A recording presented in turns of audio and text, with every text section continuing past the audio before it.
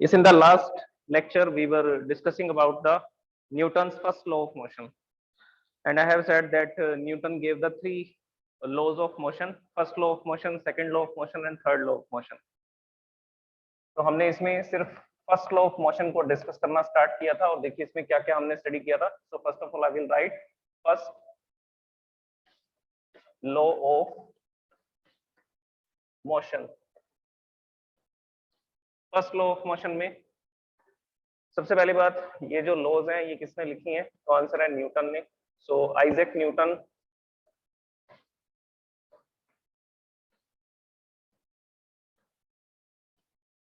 Isaac Newton ने in laws को लिखा था. और किसकी हेल्प से लिखा था? तो आंसर है गैलीलियो ने इसके बारे में स्टडी किया था. देखो इनर्शिया के बारे में वैसे तो और भी लोगों ने स्टडी किया है, जैसे कि मैंने आपको एरिस्टोटल के बारे में बताया था. जो एरिस्टोटल है, एरिस्टोटल ने ये बताया था कि जो ऑब्जेक्ट हैं वो अपने आप मोशन नहीं कर सकते हैं, हमें उन पर क्या लगाना पड़ेगा? फोर्स लगाना पड़ेगा. और जब तक फोर्स लगाएंगे तब तक मोशन होगा. उनका ये कहना था जब तक फोर्स लगाएंगे तब तक ऑब्जेक्ट मोशन करता रहेगा, और जैसे ही फोर्स लगाना बंद करेंगे ऑब्जेक्ट रेस्ट में आ जाएगा. लेकिन ऐसा नहीं होता है. जब हम लोग स्पेस के अंदर स्टडी करते हैं, किसी भी ऑब्जेक्ट को हमने ऐसा थ्रो किया, और जैसे ही थ्रो किया हम देखते हैं कि एक बार हमने फोर्स लगाया इसको थ्रो करने में, उसके बाद ये ऑब्जेक्ट स्ट्रेट लाइन ट्रेवल कर रहा है, और ना इसकी डायरेक्शन चेंज हो रही है और ना इसकी वेलोसिटी चेंज हो रही है. और बिना फोर्स के ये कौन सी स्टेट में रह सकता है? मोशन की स्टेट में भी रह सकता है. तो एरिस्टोटल का जो कहना था कि जब तक फोर्स अप्लाई करेंगे तब तक ऑब्जेक्ट मोशन की स्टेट में रहेगा, और जैसे ही फोर्स लगाना बंद करेंगे तब वो रेस्ट की स्टेट में आ जाएगा. ऐसा आपको मिलेगा, ऐसा आपको ऑब्जर्वेशन देखने को मिलेगा, लेकिन सिर्फ अर्थ पे. क्योंकि अर्थ पर कौन से फोर्सेस प्रेजेंट है? अर्थ पर ग्रेविटेशनल फोर्स प्रेजेंट है. तो ऑब्जेक्ट ग्रेविटी के इफेक्ट में मूव करते हैं. इसकी वजह से हम लोग ये इफेक्ट नहीं देख पाते कि बिना फोर्स लगाए भी ऑब्जेक्ट मोशन में रह सकता है. और दूसरा इसमें आपको मिलेगा एयर रेजिस्टेंस. और एयर रेजिस्टेंस को क्या बोला जाता है? एयर रेजिस्टेंस को ड्रैग बोला जाता है. ड्रैग का मतलब पीछे की तरफ धकेलना. रेजिस्ट करना मतलब मोशन का अपोज करना. तो बेसिकली अर्थ के ऊपर ग्रेविटेशनल फोर्स, एयर रेजिस्टेंस, इसी तरह से फ्रिक्शनल फोर्सेस, तो ये फोर्सेस प्रेजेंट है. तो ये फ्रिक्शन फोर्स प्रेजेंट है. तो इन फोर्स की वजह से हम ये इफेक्ट नहीं देख पाते कि जब तक फोर्स अप्लाई करते हैं तब तक ऑब्जेक्ट मोशन में रहता है. क्योंकि ये जो ऑब्जेक्ट है, इस ऑब्जेक्ट को हम जिस सरफेस पर स्लाइड कर रहे होंगे, वो सरफेस और इस ऑब्जेक्ट के बीच में एक फ्रिक्शन फोर्स काम करेगा जो मोशन के अपोजिट डायरेक्शन में वर्क करेगा. और ये मैंने आपको एक्सप्लेन किया था कि फ्रिक्शन फोर्स इरेगुलरिटीज के कारण होता है.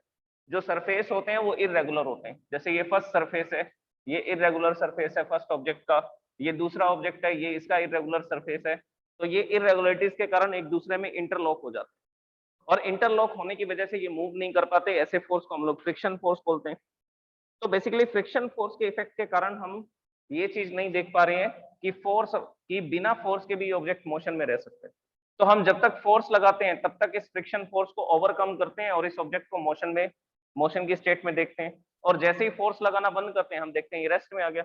रेस्ट में क्यों हो गया? क्योंकि अपोजिट डायरेक्शन में एक फ्रिक्शन फोर्स काम कर रहा था. तो ये एरिस्टोटल की ऑब्जर्वेशन थी. तो ये ऑब्जर्वेशन सही नहीं है. बिना फोर्स के भी ऑब्जेक्ट मोशन की स्टेट में रह सकते हैं. ऐसा नहीं है कि जब तक हम फोर्स लगाएंगे तब तक ही वो मोशन में रहेगा, उसके बाद रेस्ट में आ जाएगा. अर्थ पर ऐसा दिखाई देता है क्योंकि gravitational force, friction force, air resistance, ये सब फोर्सेस प्रेजेंट है इस वजह से. ओके, इसके बाद इसको स्टडी किया था किसने? गैलीलियो ने. गैलीलियो ने किसके बारे में बताया था? तो आंसर है इनर्शिया के बारे में. उन्होंने ये बोला था कि जो भी ऑब्जेक्ट है जिसके पास मास होता है उसके पास ये प्रॉपर्टी होती है. इनर्शिया किसकी प्रॉपर्टी है? इनर्शिया बॉडी की प्रॉपर्टी, ऑब्जेक्ट की प्रॉपर्टी है. और उस ऑब्जेक्ट के पास जरूर क्या होगा? कुछ ना कुछ मास होगा. तो जिन भी ऑब्जेक्ट के पास मास होगा उसके पास इनर्शिया होगा. इनर्शिया का मतलब क्या है? इनर्शिया का मतलब है to maintain the state of rest और मोशन, जिसकी वजह से जो भी बॉडी है वो अपनी रेस्ट की स्टेट को या मोशन की स्टेट को मेंटेन करती है. या आप ये बोल सकते हैं the inability of the object due to which it can not change its state on their own. ये बॉडी की एक इनएबिलिटी भी बोल सकते हो आप, जिसकी वजह से कोई भी ऑब्जेक्ट अपनी स्टेट को खुद चेंज नहीं कर सकता. बाहर से कोई फोर्स लगाएगा तब उसकी स्टेट चेंज होगी, अपने आप ये खुद स्टेट को चेंज नहीं कर सकता। तो इनर्शिया के बारे में देखिए हमने क्या लिखा था, inertia is that property of body. मैं इसकी डेफिनेशन लिखता हूं।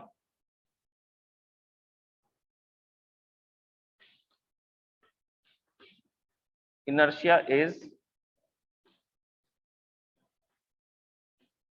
That property of body due to which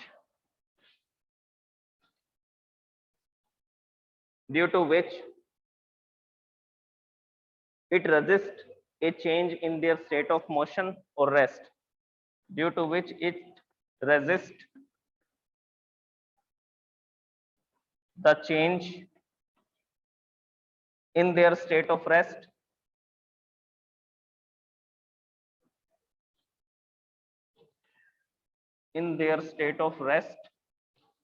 or motion। Inertia body की वो प्रॉपर्टी है जिसके कारण वो रेजिस्ट करती है। रेजिस्ट करना मतलब अपोज करती है चेंज होने का, कि उसके रेस्ट की स्टेट में या मोशन की स्टेट में चेंज ना हो। This is called inertia. तो इस इनर्शिया के बारे में सबसे पहले गैलीलियो ने बताया था। गैलीलियो ने कुछ एक्सपेरिमेंट्स किए थे। वो एक्सपेरिमेंट इस तरह के थे, जैसे कि एक सरफेस लिया, इस सरफेस के ऊपर इन्होंने, ये एरिस्टोटल का भी एक्सपेरिमेंट था।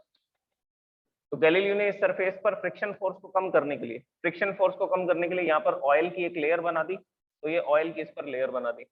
इसके बाद में मार्बल्स का यूज किया, छोटे छोटे मार्बल्स के जो स्टोन्स होते हैं उनका यूज किया।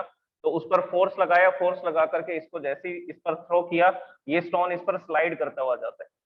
तो ये इस पर ऐसा स्लाइड करता रहता है और कुछ देर बाद ये रुकेगा। ऑब्वियसली फ्रिक्शन फोर्स क्या करेगा, अपोजिट डायरेक्शन में इसके मोशन को क्या करेगा, अपोज करेगा। तो ये इसकी वेलोसिटी को इंक्रीज नहीं होने देगा, वेलोसिटी को डिक्रीज करेगा, क्योंकि ये फोर्स किस डायरेक्शन में काम कर रहा है, ये फोर्स अपोजिट डायरेक्शन में काम करेगा। फ्रिक्शन को हम कम कर सकते हैं, जीरो नहीं कर सकते हैं। तो यहाँ पर हमने फ्रिक्शन को रिड्यूस किया। रिड्यूस करने का क्या फायदा हुआ, ये ऐसा लॉन्ग डिस्टेंस तक ट्रेवल करेगा, लॉन्ग डिस्टेंस तक ट्रांसमिट होगा, ये चल करके जाएगा। तो फ्रिक्शन फोर्स को हमने रिड्यूस कर दिया, जीरो नहीं कर सकते। अब देखो, हमने जब इसको ऐसा थ्रो किया, जब हमने इसको इस पर स्लाइड करना शुरू किया, तो हमने तो एक बार फोर्स लगाया, उसके बाद अपोजिट डायरेक्शन में फ्रिक्शन फोर्स काम कर रहा है कंटिन्यूसली। हम इस पर कोई फोर्स नहीं लगा रहे हैं, लेकिन अपोजिट डायरेक्शन में फ्रिक्शन फोर्स इस पे काम कर रहा है। तो एक अनबैलेंस फोर्स इस पर क्या इफेक्ट दिखाएगा, हम देखते हैं कि इसकी वेलोसिटी धीरे धीरे क्या होती जाएगी, डिक्रीज होती जाएगी। लास्ट में जाकर के ये जो मार्बल्स, ये किस में आ जाएगा, ये मार्बल रेस्ट में आ जाएगा। तो रेस्ट की स्टेट में आ गया। तो गैलीलियो ने इसका ये आंसर दिया कि जरूर सरफेस और इस ऑब्जेक्ट के बीच में एक फोर्स काम करता होगा जिसको फ्रिक्शन फोर्स बोलते हैं, और उस फ्रिक्शन फोर्स की वजह से ये ऑब्जेक्ट रेस्ट में आता है। अगर ये फ्रिक्शन फोर्स नहीं होता तो मैंने इसको जिस वेलोसिटी से थ्रो किया था, ये उसी वेलोसिटी से स्ट्रेट लाइन चलता जाता। ये गैलीलियो के स्टेटमेंट थे। ओके, फिर उन्होंने एक एक्सपेरिमेंट और किया। उन्होंने बोला कि चलो मैं फोर्स लगाता ही नहीं हूँ, फिर देखते हैं ये किसके इफेक्ट में कैसा ट्रेवल करता है। अब ये फोर्स नहीं लगाएंगे तो ग्रेविटेशनल फोर्स तो काम करेगा ही ना। तो इन्होंने इस तरह के इंक्लाइन प्लेन को लिया। इंक्लाइन प्लेन जो सरफेस के साथ कुछ एंगल पर होता है, तो ये इंक्लाइन प्लेन को इन्होंने लिया, इस पर इन्होंने मार्बल स्टोन्स को रिलीज करना शुरू किया। तो जैसे ही रिलीज करेंगे, ग्रेविटेशनल फोर्स, ग्रेविटी इस पर फोर्स लगाएगी, अर्थ का ग्रेविटेशनल फोर्स के कारण ये ऑब्जेक्ट किस में आ जाएगा, ये ऑब्जेक्ट मोशन में आ जाएगा। और मोशन में आने के बाद देखते हैं कि ऐसा स्ट्रेट लाइन में ट्रेवल करता रहता है। तो ऐसा काफी देर तक ये स्ट्रेट लाइन में ट्रेवल करता है। तो इन्होंने बोला कि इन ऑब्जेक्ट के अंदर किसकी प्रॉपर्टी है, इनर्शिया की प्रॉपर्टी है।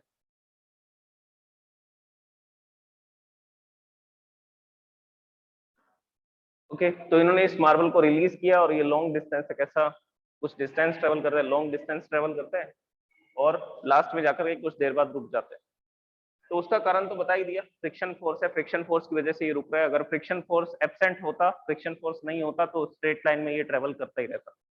तो इस तरह के कुछ एक्सपेरिमेंट्स किए थे गैलीलियो ने, और उसके बाद इस प्रॉपर्टी के बारे में लिखा था, इनर्शिया के बारे में, कि जो भी बॉडी जिसके पास मास है, ऑब्वियसली जो जिसको हम बॉडी बोल रहे हैं, ऑब्जेक्ट बोल रहे हैं, उसके पास मास तो होगा।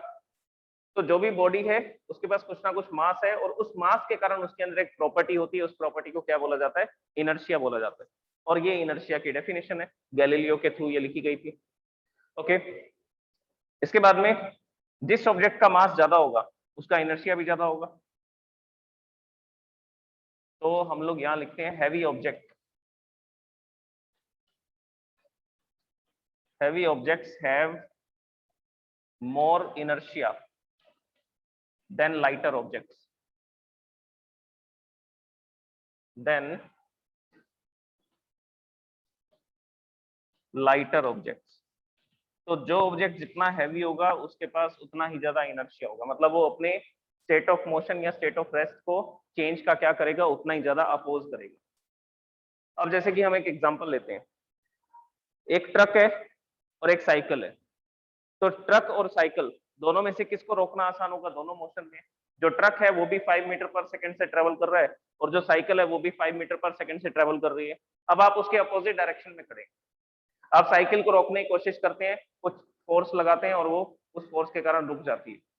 तो बेसिकली वो भी अपनी स्टेट ऑफ मोशन को मेंटेन करना चाहती थी, लेकिन आपने अपोजिट डायरेक्शन में फोर्स लगा करके उसको रेस्ट में ले आए। अब ट्रक भी 5 मीटर पर सेकंड से ट्रेवल कर रहा है, तो आपने उस पर अपोजिट डायरेक्शन में फोर्स लगाया, देखा वो तो रुक ही नहीं रहा।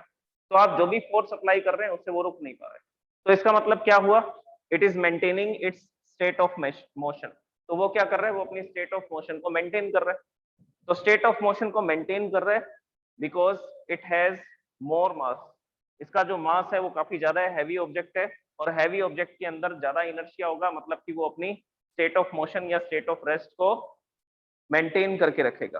तो वो अपोज का ज्यादा रेजिस्टेंस करेगा, तो चेंज होने का वो ज्यादा अपोज करेगा या वो ज्यादा रेजिस्ट करेगा, इसको ऐसा भी बोल सकते हैं। ओके, अब इसके बाद हम लोग स्टडी करते हैं टाइप्स ऑफ इनर्शिया। इनर्शिया के क्या क्या टाइप होते हैं और इसके क्या क्या एग्जांपल्स हो सकते हैं, उसके बारे में डिस्कस करते हैं। So now we will write types of inertia. First law of motion को लॉ ऑफ इनर्शिया भी बोला जाता है। फर्स्ट लॉ ऑफ मोशन को क्या बोलते हैं? Law of inertia. तो फर्स्ट लॉ ऑफ मोशन में इनर्शिया के बारे में लिखा जाता है।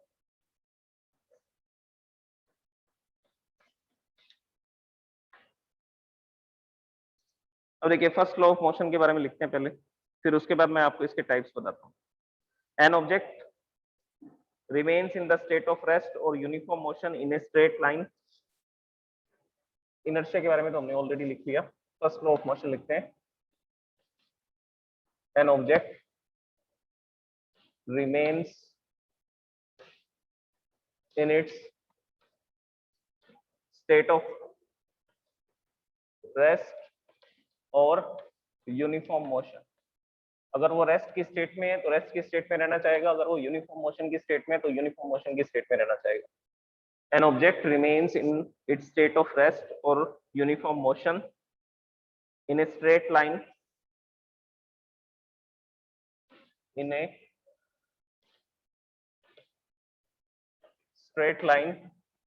unless compelled to change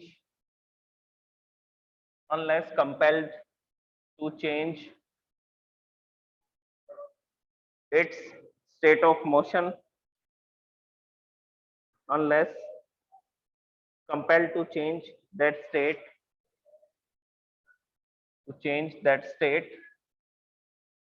by an external applied force, by an external applied force।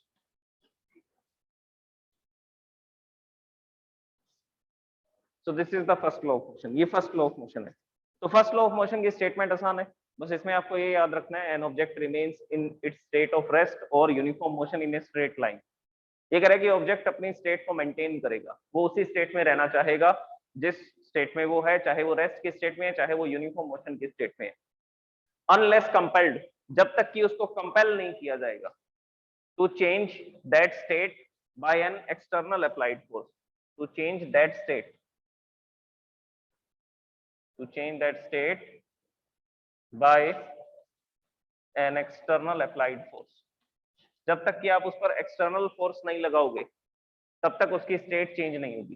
तो बेसिकली सीधा सी बात ये है कि अगर मैंने किसी ऑब्जेक्ट को रेस्ट की स्टेट में रख दिया तो वो रेस्ट की स्टेट में ही रहेगा जब तक कि उस पर कोई एक्सटर्नल फोर्स नहीं लगेगा। कौन सा एक्सटर्नल फोर्स? तो आंसर है अनबैलेंस फोर्स।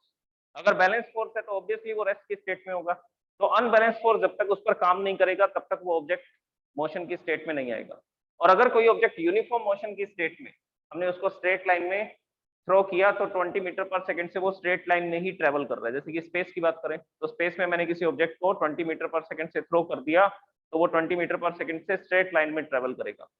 अगर वो 20 मीटर पर सेकंड से स्ट्रेट लाइन में ट्रेवल करेगा तो उसकी स्टेट जो है वो तब तक चेंज नहीं होगी, या डायरेक्शन उसकी तब तक चेंज नहीं होगी जब तक कि सामने से कोई दूसरा ऑब्जेक्ट आकर के उसके साथ कोलाइड नहीं करेगा।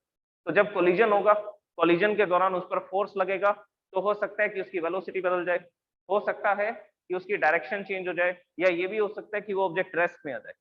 तो वो स्टेट तब तक चेंज नहीं होगी जब तक कि उस पर एक्सटर्नल फोर्स नहीं लगेगा। तो एक्सटर्नल फोर्स लगाने पर उसकी स्टेट चेंज होगी। सो this is the first law of motion. ये फर्स्ट लॉ ऑफ मोशन है और फर्स्ट लॉ ऑफ मोशन में हम लोग स्टडी करते हैं। और ये जो प्रॉपर्टी होती है जिससे वो स्टेट मेंटेन करता है, उस प्रॉपर्टी को हमने क्या नाम दे रखा है? उस प्रॉपर्टी को हमने इनर्शिया बोला। अब हम लोग बात करते हैं टाइप्स ऑफ इनर्शिया की। टाइप्स ऑफ इनर्शिया, इसमें फर्स्ट टाइप आएगा inertia of rest. Inertia of rest, second inertia of motion, and third is inertia of direction. Inertia of motion and third one is inertia of direction. अब देखिए inertia of rest क्या चीज है। Obviously हमने इसके बारे में स्टडी किया।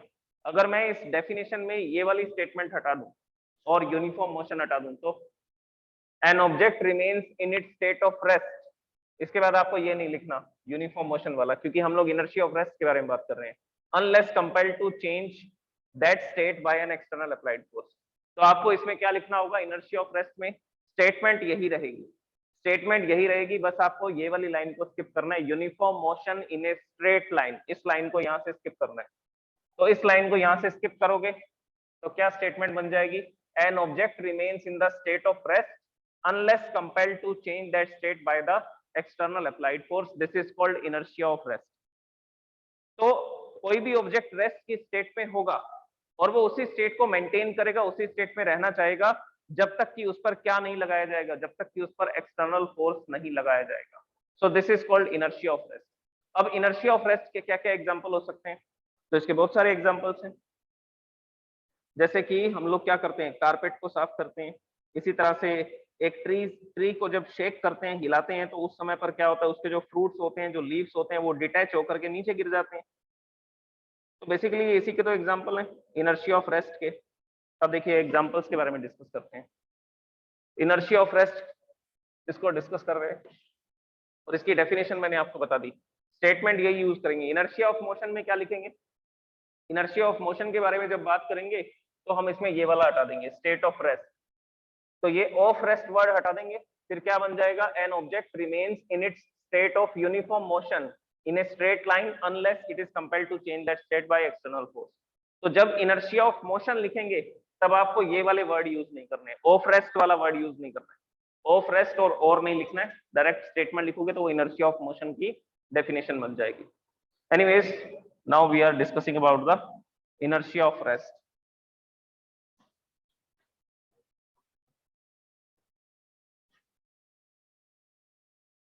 इनर्शिया ऑफ रेस्ट में आपको फर्स्ट एग्जांपल याद रखना है ट्री का। ट्री की जो लीव्स होती हैं और जो फ्रूट्स होते हैं वो उससे डिटैच किए जा सकते हैं, वो उससे अलग किए जा सकते हैं। कैसे अलग किए जा सकते हैं? तो देखिए यहाँ पर ये सरफेस है, इस सरफेस के ऊपर ये ट्री है और ट्री की यहाँ पर ये ब्रांच है और इस ब्रांच के ऊपर क्या है? एक फ्रूट इस तरह से इस पर अटैच्ड है। अब हमने क्या किया? इस ब्रांच को शेक किया वाइगोरसली, मतलब बहुत तेजी से इसको शेक करना शुरू किया और जैसे ही शेक करते हैं ये फ्रूट इससे क्या हो जाता है? फ्रूट इससे डिटैच हो जाता है, अलग हो जाता है। अब इसका कारण सुनिए, इसका कारण क्या होगा? इसका कारण ये है कि जैसे मान लीजिए ये एक ब्रांच है और ये जो ब्रांच है इसके साथ में ये जो आपको पेंसिल दिख रही है ये एक फ्रूट है। तो जैसे ही मैं क्या करता हूँ, इस ब्रांच को ऐसा शेक करता हूँ तो ब्रांच तो आगे निकल जाती है, लेकिन ये कौन सी स्टेट में रह जाता है? ये अभी भी रेस्ट की स्टेट में रह जाता है। तो अगर ये अभी भी रेस्ट की स्टेट में रह गया तो ये ब्रांच से क्या हो जाएगा? ब्रांच से डिटैच हो जाएगा। डिटैच हो जाएगा तो ग्रेविटी इसको नीचे खींच लेगी, डाउनवर्ड डायरेक्शन में ये क्या हो जाएगा? फॉल हो जाएगा, गिर जाएगा। तो बेसिकली एक ट्री से उसकी लीव्स और फ्रूट को अलग किया जा सकता है। जब आप उसकी ब्रांच को शेक करोगे तो शेक करते ही वो ब्रांच तो आगे निकल जाएगी, वो तो मोशन में आ जाएगी जब आप उस पर फोर्स लगाओगे, लेकिन जो फ्रूट है वो अभी भी रेस्ट की स्टेट में रह जाएगा, तो वो इससे डिटैच हो जाएगा, अलग हो जाएगा। सो this is the first example. Second example, इसमें आप कॉइन वाला याद रख सकते हो। सेकंड एग्जांपल में देखिए कॉइन, शॉर्ट में याद रखना है ऐसा। अब इसके बाद नेक्स्ट एग्जांपल देखते हैं। नेक्स्ट एग्जांपल ये है कि हमारे पास एक ग्लास है, इस ग्लास के ऊपर हमने क्या किया, एक कार्डबोर्ड को रखा, इस तरह से एक कार्डबोर्ड को प्लेस किया और कार्डबोर्ड प्लेस करके इसके ऊपर एक कॉइन को रख दिया। सो दिस इज ए कॉइन। अब हम लोग क्या करते हैं, ये जो कार्डबोर्ड है, इस कार्डबोर्ड को अचानक से यहाँ से खींच लेंगे, इसको यहाँ से पुल कर लेंगे। तो पुल करने पर क्या होगा, पुल करने पर ये सिचुएशन होगी कि कार्डबोर्ड तो आगे निकल जाएगा, कार्डबोर्ड तो मोशन में आ जाएगा, लेकिन कॉइन अभी भी रेस्ट की स्टेट को मेंटेन करेगा। अगर कॉइन अभी भी रेस्ट की स्टेट को मेंटेन करेगा तो ये कॉइन कहाँ चला जाएगा, ये कॉइन ग्लास के अंदर गिर जाएगा। तो इसका नेक्स्ट डायग्राम क्या होगा, नेक्स्ट डायग्राम ये होगा कि ये जो कार्डबोर्ड है ये तो आगे जा चुका है और जो कॉइन है वो इस ग्लास के अंदर डाउनवर्ड डायरेक्शन में क्या हो रहा है, फॉल हो रहा है। ये कार्डबोर्ड तो हम लोग यहाँ से इसको पुल करके बाहर ले गए। तो जब एक कार्डबोर्ड के ऊपर हम कॉइन को रखते हैं और उस ये सारा अरेंजमेंट हम लोग एक ग्लास के ऊपर रखते हैं, और जैसे ही हम लोग कार्डबोर्ड को पुल करते हैं, पुल करते ही क्या होता है, अचानक से सडनली करना पड़ेगा, तो सडनली जैसे ही इसको पुल करेंगे ये कॉइन अपनी रेस्ट की स्टेट को मेंटेन करेगा और उसी जगह पर रहेगा। तो कार्डबोर्ड आगे निकल जाएगा, कॉइन यहीं पर रह जाएगा, यहीं रह जाएगा, तो कहाँ गिरेगा, ग्लास के अंदर गिर जाएगा। सो this is the second example. तो सेकंड एग्जांपल आप कॉइन का याद रख सकते हो इसमें। इसके बाद नेक्स्ट एग्जांपल सुनिए। नेक्स्ट एग्जांपल आप इसमें याद रखोगे कारपेट का। थर्ड एग्जांपल, जब हम कारपेट को साफ करते हैं तो उसको एक स्टिक से क्या करते हैं, बीट करते हैं। स्टिक से उस पर क्या करते हैं, बीट करते हैं, उसको स्ट्राइक करते हैं, और स्ट्राइक करने पर क्या होगा,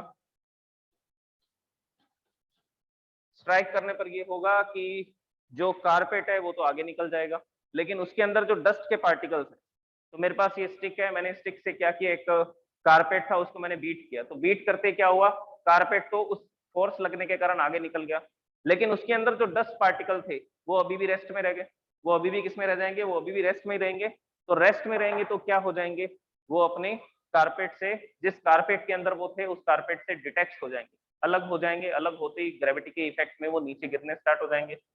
तो कारपेट को साफ करने के लिए हम लोग क्या करते हैं, उसको एक स्टिक से बीट करते हैं, स्टिक से उसको स्ट्राइक करते हैं। स्टिक से स्ट्राइक करने से क्या होता है, कारपेट आगे निकल जाता है, कारपेट तो मोशन में आ जाता है, लेकिन उसके अंदर जो डस्ट पार्टिकल है वो अभी भी रेस्ट में रहते हैं, और रेस्ट में रहने की वजह से वो उससे डिटैच हो जाते हैं, अलग हो जाते हैं, और कारपेट साफ हो जाते हैं। तो इसमें कारपेट का एग्जाम्पल भी लिख सकते हैं। इसके बाद हम लोग एक बस का एग्जाम्पल भी लिख सकते हैं इसमें। When a bus starts suddenly, passenger fall backwards. इसका कारण आपको पता होना चाहिए, इसका कारण भी आपको पता होना चाहिए, कारण भी मैं आपको बताता हूँ। तो फोर्थ एग्जांपल आपको याद रखना है बस का। अब जैसे कि ये पर्सन है, ये पर्सन जो है ये बस के फ्लोर पे खड़ा है, ये बस है इसके फ्लोर पर ऐसा खड़ा है। तो अचानक से क्या होगा, बस किस डायरेक्शन में जाएगी, फॉरवर्ड डायरेक्शन में। तो ये बस जो है ये इस तरफ फॉरवर्ड डायरेक्शन में जा रही है।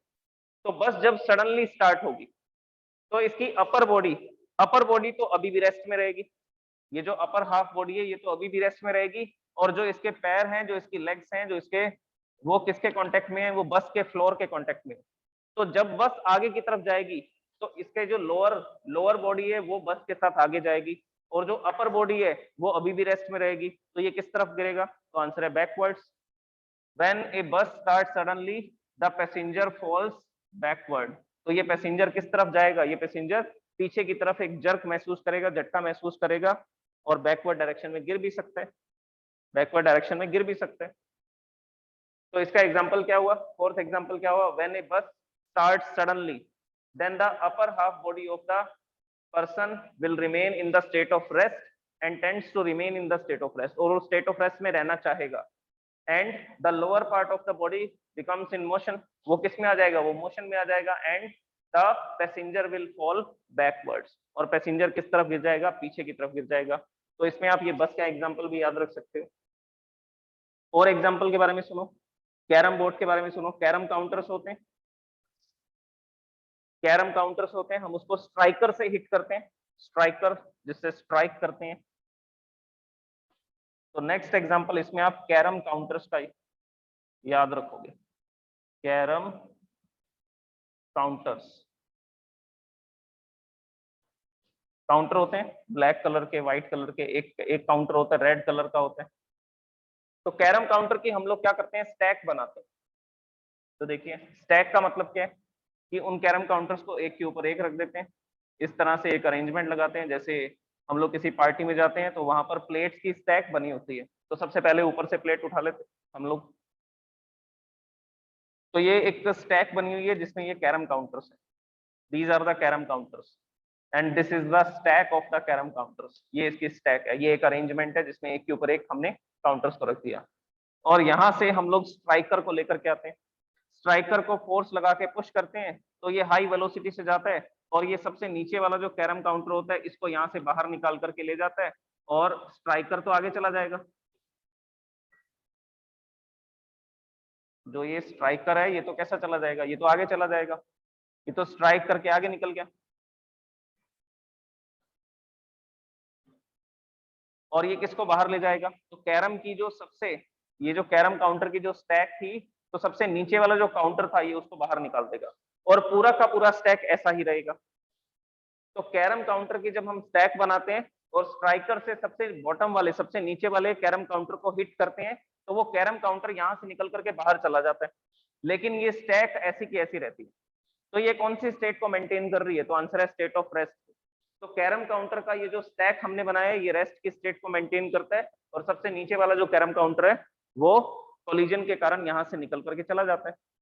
तो इसके 5 एग्जाम्पल मैंने आपको बता दिए, और ये एग्जाम्पल आपको ऐसे याद रखने हैं, ट्री, कॉइन, कारपेट, बस, कैरम काउंटर के नाम से, इस नाम से आपको ये याद रखना है। So this is the inertia of rest and these are the examples of inertia of rest. Okay, अब कल हम लोग डिस्कस करेंगे किसके बारे में, इनर्शिया ऑफ मोशन के बारे में।